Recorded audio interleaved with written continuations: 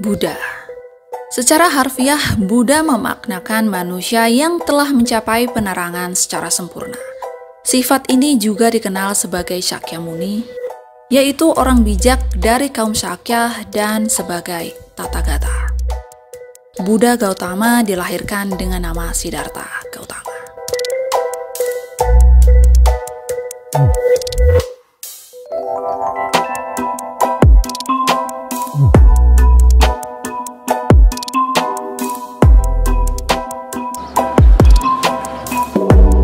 Siddhartha Gautama adalah guru spiritual dari wilayah timur laut India yang juga merupakan pendiri agama Buddha.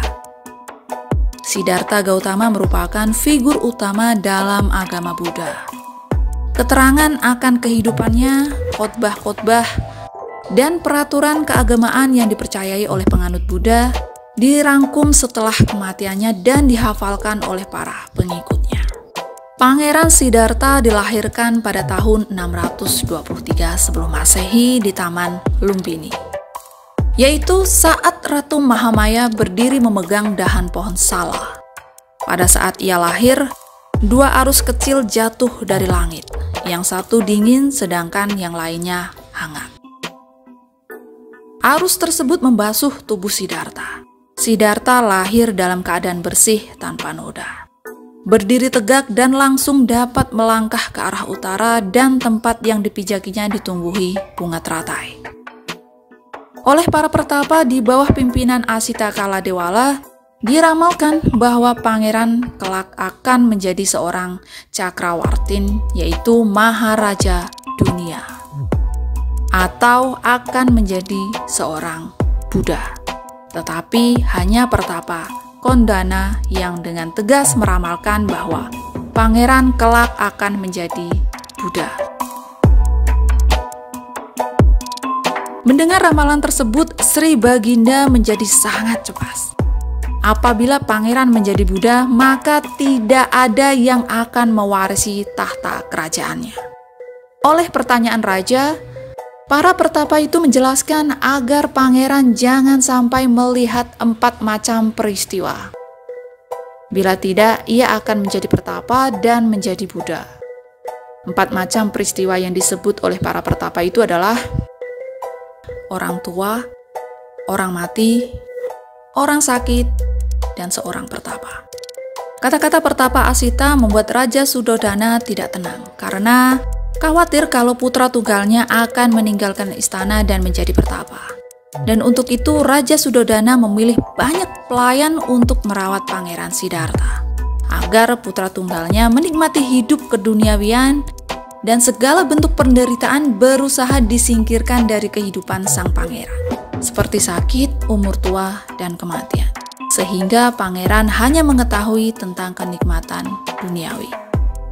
Dan suatu hari Pangeran Siddhartha meminta izin untuk berjalan keluar istana, di mana pada kesempatan yang berbeda dilihatnya 4 kondisi yang sangat berarti, yaitu orang tua, orang sakit, orang mati, dan orang suci. Pangeran Siddhartha bersedih dan menanyakan kepada dirinya sendiri, apa arti kehidupan ini kalau semuanya akan menderita sakit, umur tua, dan mengalami kematian. Lebih-lebih mereka yang minta pertolongan kepada orang yang tidak mengerti, yang sama-sama tidak tahu dan terikat dengan segala sesuatu yang sifatnya hanya sementara. Pangeran Siddhartha berpikir bahwa hanya kehidupan suci yang akan memberikan semua jawaban tersebut. Selama 10 tahun lamanya, Pangeran Siddhartha hidup dalam kesenangan duniawi. Pergolakan batin Pangeran Siddhartha berjalan terus sampai berusia 29 tahun, tepat pada saat putra tunggalnya Rahula lahir.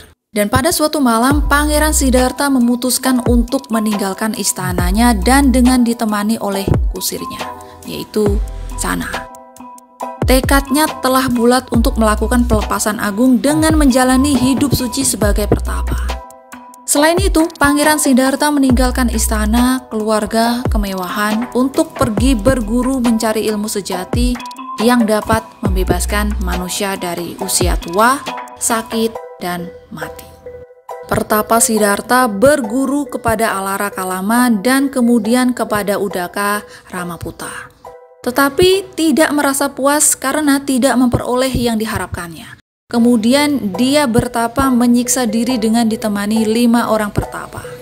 Akhirnya dia juga meninggalkan cara yang ekstrim itu dan bermeditasi di bawah pohon Bodhi untuk mendapatkan penerangan agung.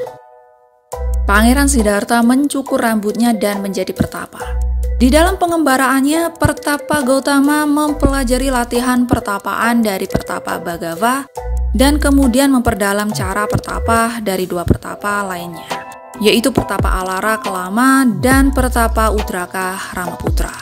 Namun, setelah mempelajari cara bertapa dari kedua gurunya tersebut, tetap belum ditemukan jawaban yang dia inginkan. Sehingga sadarlah Pertapa Gautama bahwa dengan cara bertapa seperti itu tidak akan mencapai pencerahan secara sempurna. Kemudian Pertapa Gautama meninggalkan kedua gurunya dan pergi ke Magadha untuk melaksanakan bertapa menyiksa diri di hutan Uruvela. Di tepi sungai Nairanjana yang mengalir dekat hutan Gaya, walaupun telah melakukan bertapa menyiksa diri selama 6 tahun di hutan Uruvela, tetap Pertapa Gautama belum juga mendapatkan dan mampu memahami hakikat dan tujuan dari hasil pertapaan yang dilakukannya tersebut. Pada suatu hari dalam pertapaannya, Pertapa Gautama kedatangan seorang roh pemusik atau Gandavara, yang kemudian melantunkan sebuah syair.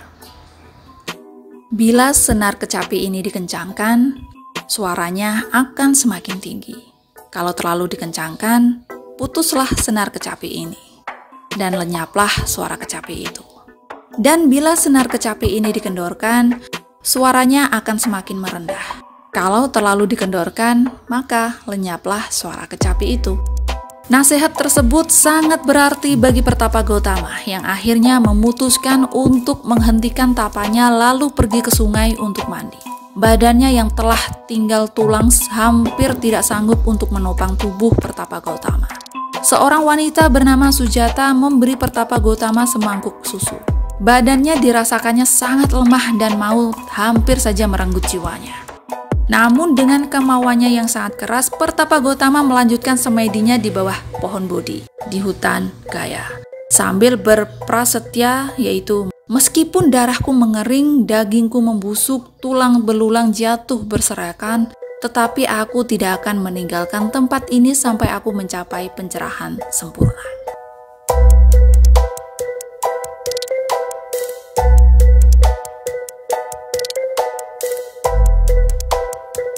Perasaan bimbang dan ragu melanda diri Pertapa Gautama. Hampir saja dia putus asa menghadapi godaan Mara, dewa penggoda yang sangat dahsyat. Kemauannya yang keras membaca dan dengan keyakinannya yang teguh kukuh, akhirnya godaan Mara dapat dilawan dan ditaklukkannya. Hal ini terjadi ketika bintang pagi memperlihatkan dirinya di ufuk timur.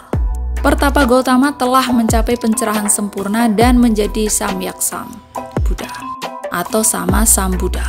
Tempat pada saat bulan purnama, Siddhi di bulan Waisak, ketika ia berusia 35 tahun, yaitu menurut versi Buddhisme Mahayana, yaitu pada tahun 531 sebelum Masehi, pada hari ke-8 bulan ke-12 menurut kalender lunar. Pada saat mencapai pencerahan sempurna, dari tubuh Siddhartha memancar 6 sinar Buddha. Warna biru yang berarti bakti, kuning berarti kebijaksanaan dan pengetahuan, merah berarti kasih sayang dan belas kasih, putih berarti suci, jingga berarti semangat. Dan campuran sinar tersebut disebut Prabhasvara. Seorang Buddha memiliki sifat cinta kasih, yaitu Maitra atau Metta, dan kasih sayang karuna. Jalan untuk mencapai kebudaan ialah dengan melenyapkan ketidaktahuan atau kebodohan batin yang dimiliki oleh manusia. Pada waktu Pangeran Siddhartha meninggalkan kehidupan duniawi, ia telah mengikrarkan 4 prasetya yang berdasarkan cinta kasih dan kasih sayang yang tidak terbatas, yaitu berusaha menolong semua makhluk, menolak semua keinginan nafsu keduniawian, mempelajari, menghayati, dan mengamalkan dharma. Yang keempat, berusaha mencapai pencerahan secara sempurna.